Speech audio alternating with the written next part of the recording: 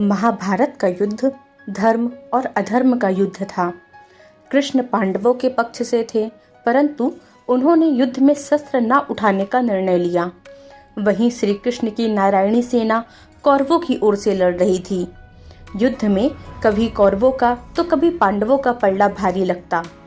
महाभारत के युद्ध में कुरुक्षेत्र की रणभूमि पर श्री कृष्ण ने प्रत्यक्ष रूप से शस्त्र नहीं उठाए, लेकिन अर्जुन का सारथी बनकर श्री कृष्ण युद्ध भूमि में अर्जुन का मार्गदर्शन करते रहे।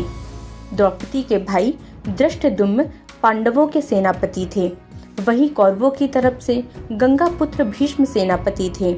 उनके नेतृत्व में युद्ध लड़ा जा रहा था। कौरव दल पूर्ण बल से युद्ध करने के बाद भी 5 पांडवों में से किसी का भी बाल बांका नहीं कर पा रहा था। कौरवों के प्रधान सेनापति भीष्म 10 दिनों तक पांडव सेना पर भारी पड़े। प्रतिदिन भीष्म हजारों सैनिकों को मार रहे थे, परंतु दुर्योधन भीष्म पितामह पर कहीं न कहीं संदेह कर रहा था। उसे लग रहा था कि पितामह भीष्म जानबूझकर पांडवों का साथ देते हैं और उन्हें मारना नहीं चाहते। यही सोचकर एक रात दुर्योधन भीष्म से सीधे बात करने के लिए उनके पास शिविर में पहुंचे। जब दुर्योधन भीष्म के शिविर में पहुंचे तो देखा भीष्म चिंतनशील होकर शिविर में बैठे थे। यूं आधी रात को दुर्योधन को अपने शिविर में प्रवेश करते देख भीष्म हैरान हुए। उन्होंने दुर्योधन से शिविर में आने का कारण पूछा।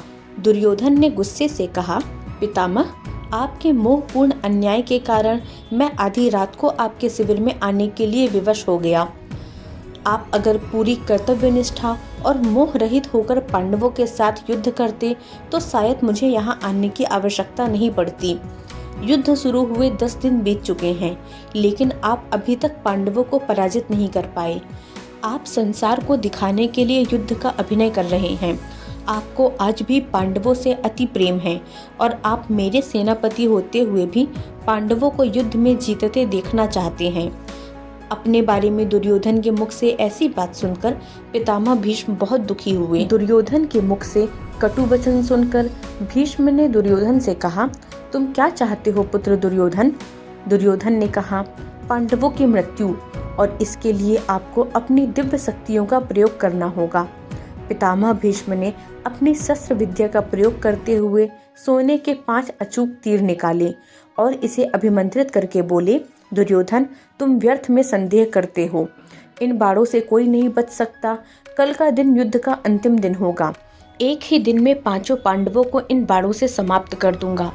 फिर पांडवों के मरते ही युद्ध का परिणाम तुम्हारे पक्ष में होगा। पितामह भीष्म की बात सुनकर दुर्योधन प्रसन्न हुआ, लेकिन अगले ही क्षण उसके मन में पितामह भीष्म के प्रति संदेह उत्पन्न हो गया। अब दुर्योधन को भीष्म की बातों में भी छल कपट दिखने लगा। दुर्योधन ने भीष्म से कहा, पितामह, आपकी योजना बहुत अच्छी है, किंतु मुझे फिर भी संदेह हो रहा है कि आप इतनी जल्दी और आसानी से पांडवों को नहीं मारेंगे। हो सकता है आप मोहवश या प्रेमवश उन्हें ना मार पाएं, अतः आप इन बाणों को मुझे दे दें। मैं युद्ध भूमि में आपको ये 5 बाण दूंगा और आपको आपके कर्तव्य की याद दिलाऊंगा। तब आप पांडवों का वध मेरे सामने कीजिएगा। दुर्योधन की बात सुनकर पितामह भीष्म ने 5 अभिमंत्रित बाण दुर्योधन को दे दिए।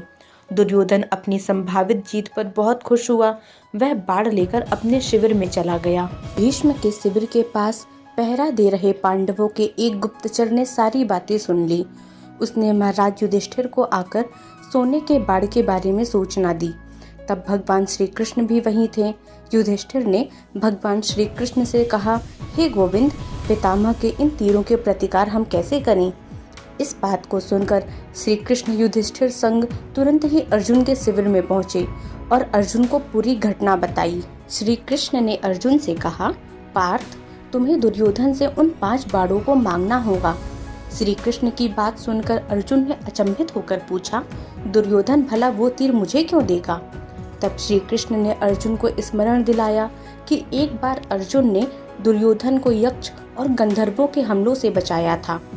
तब दुर्योधन ने प्रसन्न होकर अर्जुन से कहा था कि वो कोई भी कीमती चीज दुर्योधन से मांग सकता है। उस दिन अर्जुन ने बात को टालते हुए दुर्योधन से कुछ नहीं मांगा था। अब वो समय आ गया है। अर्जुन को श्री कृष्ण की बात सुनकर सब स्मरण आ गया। युधिष्ठिर की आज्ञा से अर्जुन दुर्योधन के शिविर में पहुंचे।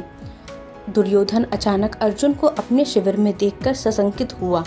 अपनी शंका को छुपाते हुए जोर जोर से हंसते हुए दुर्योधन ने अर्जुन से कहा, आओ अर्जुन आओ, क्षमा मांगने आए हो क्या? तुम्हारे प्रिय पितामह ने जो तुम्हारी सेना के साथ किया उससे भयभीत हो क्या? इस रात्रि में आने का क्या कारण है? बताओ, क्या सहायता मांगने आए हो? अर्जुन ने कहा, भ्राता दुर्योधन प्राणिपाद, सही समझा आपने। मैं आपसे याचना करने ही आया हूँ, परंतु मेरे मांगने से पहले ही आप उसे दे देने के लिए विवश हैं। दुर्योधन हंसता हुआ बोला, मैं विवश हूँ अर्जुन? याचक विवश होता है, दाता नहीं।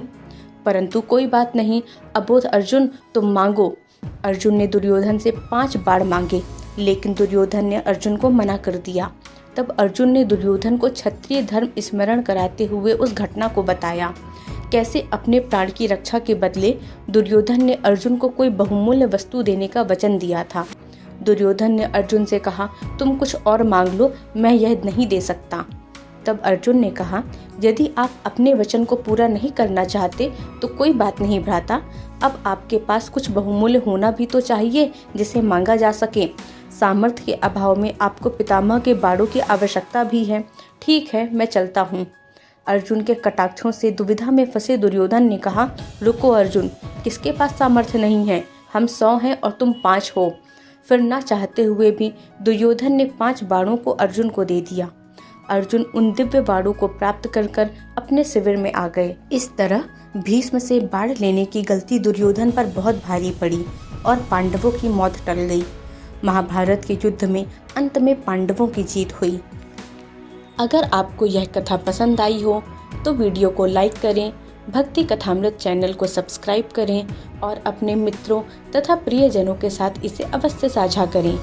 मिलते हैं एक अन्य कथा के साथ, तब तक के लिए जय श्री हरि।